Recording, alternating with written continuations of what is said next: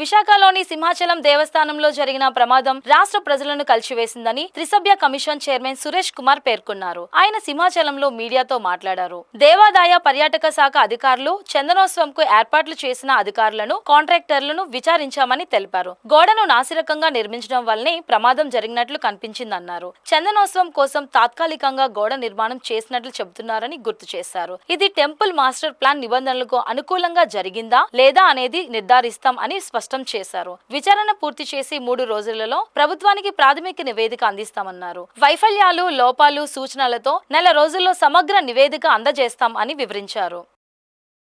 నిన్న తెల్లవారుజామున చందనోత్సవం సందర్భంగా లక్ష్మీ నరసింహస్వామి టెంపుల్లో జరిగిన ఒక సంఘటన, అది మన రాష్ట్రంలో కూడా అందరినీ కూడా కలవరపరిచింది. ఒక retaining wall early morning heavy రెయిన్లో కూలిపోవడం వల్ల క్యూ లైన్లో ఉన్న భక్తుల మీద పడి 8 మంది ప్రాణం కోల్పోయింది. ఈ సంఘటన మీద రాష్ట్ర ప్రభుత్వం వెంటనే స్పందించి ఇమీడియట్గా దీని మీద ఎంక్వైరీ కండక్ట్ చేయడానికి కమిషన్ ఆఫ్ ఎంక్వైరీస్ యాక్ట్ కింద ఒక కమిషన్ అపాయింట్ చేయడం జరిగింది. సో దీనిలో మున్సిపల్ అడ్మినిస్ట్రేషన్ ప్రిన్సిపల్ సెక్రటరీగా నేను దీనిలో చైర్మన్గా ఉన్నాను. అలాగే ఐజీ కర్లో ఉన్న ఆర్కే రవికృష్ణ గారు, అలాగే ఇంజనీరింగ్ చీఫ్ అండ్ వెంకటేశ్వరరావు గారు సభ్యులుగా ఉన్నారు. మేము ముగ్గురు కూడా నిన్న ఈ గవర్నమెంట్ ఆర్డర్ ఇవ్వగానే దీనికి సంబంధించిన ప్రిలిమినరీ ఆధారాలను కొన్ని కలెక్ట్ చేసుకోవడం జరిగింది. అలాగే ఈరోజు మార్నింగ్ ఇక్కడ వచ్చి సంఘటనా స్థలం పరిశీలించడం జరిగింది. ఈరోజు ప్రిలిమినరీగా దీనికి సంబంధించిన డైరెక్ట్గా ఇన్వాల్వ్ అయిన కొంతమంది అధికారులతో, అలాగే ఈ వర్క్ ఎగ్జిక్యూట్ చేసిన కాంట్రాక్టర్తో అందరితో కూడా విచారించడం జరిగింది. ఈ టెంపుల్ సంబంధించిన ఇంజనీర్స్, తర్వాత ఇతర అధికారులు అందరితో కూడా ఈరోజు విచారించడం జరిగింది. దీనికి సంబంధించిన కొన్ని ఆధారాలు అవన్నీ కూడా పరిశీలించాము. అలాగే ఈ వర్క్ ఇక్కడ జరుగుతున్న ఈ ఫెస్టివల్ అరేంజ్మెంట్కి సంబంధించి అన్ని ఏర్పాట్లు చేస్తున్న జిల్లా కలెక్టర్ గారు, పోలీస్ కమిషనర్ గారు అందరితో కూడా ఇంటరాక్ట్ అవ్వడం జరిగింది. సో ఈరోజు మళ్ళీ ఒక్కసారి ఫీల్డ్కి వెళ్తున్నాను ఇప్పుడు చూడడానికి. సో ముఖ్యంగా ఈ ఎంక్వైరీ ఆధారంగా ఒక ప్రిలిమినరీ రిపోర్ట్ 3 రోజుల్లో నేను రాష్ట్ర ప్రభుత్వం గారికి మేము ఇవ్వాల్సి ఉంటుంది. అది చేయడం జరుగుతుంది. సో దీనిలో ముఖ్యంగా ఈ యొక్క సంఘటన ఎలా జరిగింది, ఎందుకు జరిగింది, దీనిలో ఎవరిదైనా నిర్లక్ష్యం ఉంటే దాని మీద ఏ రకమైన చర్య తీసుకోవాల్సిన అవసరం ఉంటుంది, భవిష్యత్తులో ఇలాంటి సంఘటనలు జరగకుండా ఏ విధమైన జాగ్రత్తలు తీసుకోవాల్సిన అవసరం ఉంది అనేది అంటే లాంగ్ టర్మ్ రిపోర్ట్లో ఒక నెలలోనే మళ్ళీ ఒక డీటెయిల్డ్ రిపోర్ట్ కూడా మేము సబ్మిట్ చేయాల్సి ఉంటుంది. దానిలో ఒక డీటెయిల్డ్ SOP కూడా తయారు చేసి భవిష్యత్తులో ఎప్పుడు కూడా ఇలాంటి సంఘటనలు జరగకుండా ఏమేమి చర్యలు తీసుకోవాలని కూడా మేము గవర్నమెంట్కి రిపోర్ట్ కూడా జరుగుతుంది. One thing is very clear. టెంపరీగా కన్స్ట్రక్ట్ చేసిన ఒక రిటైనింగ్ వాల్ అనేది అది నాసికరంగా కట్టడం జరిగింది. దాని వలన అది రెయిన్ఫాల్లో అంటే వర్షం పడేటప్పుడు అది కూలిపోయింది అనేది ఇట్స్ ఎ ఫ్యాక్ట్. అది మనకు చాలా స్పష్టంగా అర్థమవుతుంది.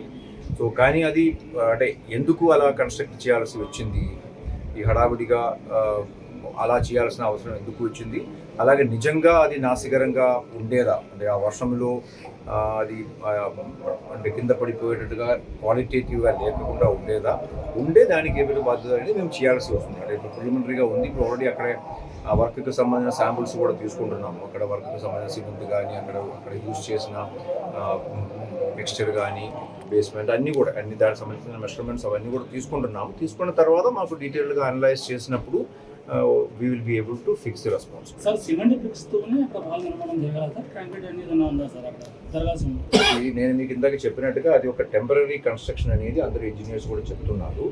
ఒరిజినల్గా ఈ ప్రసాదం స్కీమ్ కింద ఏదైతే శాంక్షన్ చేసి ఉన్నాయో దానిలో ఉన్న ఒరిజినల్ వర్క్ ప్లాన్ ప్రకారం ఉన్న ఒక వర్క్ కాదు అది. సబ్సిక్వెంట్గా కొన్ని అంటే ఒరిజినల్ ప్లాన్లో కొన్ని మార్పులు చేర్పులు జరిగినాయి. సో దాని ఆధారంగానే ఈ యొక్క వర్క్ అక్కడ చేపట్టాల్సి వచ్చింది అనేది ప్రాథమికంగా వాళ్ళందరూ చెప్తున్నది. సో అది చేసేటప్పుడు దానికి ఎవరు అప్రూవల్ ఇచ్చారు, అది ఏ దానిలో టెక్నికల్ స్పెసిఫికేషన్ ఏముండాలి, దానికి డిజైన్ ఏముండాలి, దాంట్లో ఏ మెటీరియల్ వాడుకోవాలి, అవన్నీ అంశాల మీద ఇంకా ఆధారాలు చూడాల్సిన అవసరం ఉంది. మాకు ప్రిలిమినరీగా చెప్పడం అనేది ఫెస్టివల్ ఉంది కాబట్టి మేము కొద్దిగా అది కంప్లీట్గా చేయాలనే ఉద్దేశంతో త్వరితగతిలో చేయాల్సి వచ్చింది అని చెప్పడం జరిగింది. మళ్ళీ డీటెయిల్గా వెళ్తుంది. ఒరిజినల్ ప్లాన్ ప్రకారం అయితే డిజైన్ కొద్దిగా డిఫరెంట్గా ఉండేది.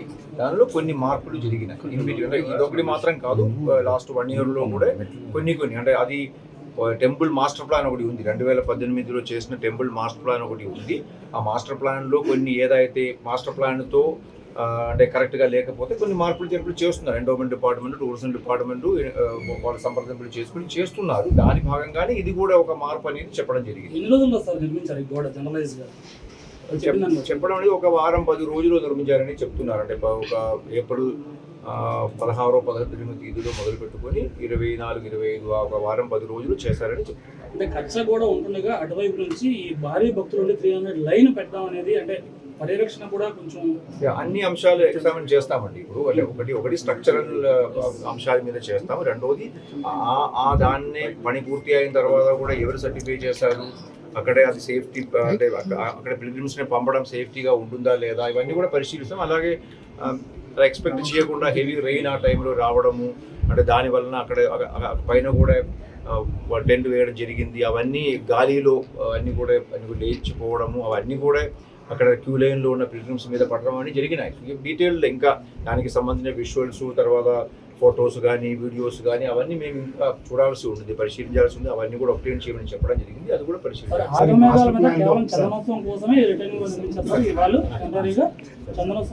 చందనోత్సవం కోసమే వాళ్ళు నిర్మించారా సార్? అంటే ఆగమేఘాల మీద నిర్మించాల్సి వచ్చిందంటారా? ఇక పిల్గ్రిమ్స్కి అక్కడ వచ్చే పిల్గ్రిమ్స్కి ఇబ్బందులు కలగకూడదు అనే ఉద్దేశంతోనే ఇది చేయడం జరిగింది.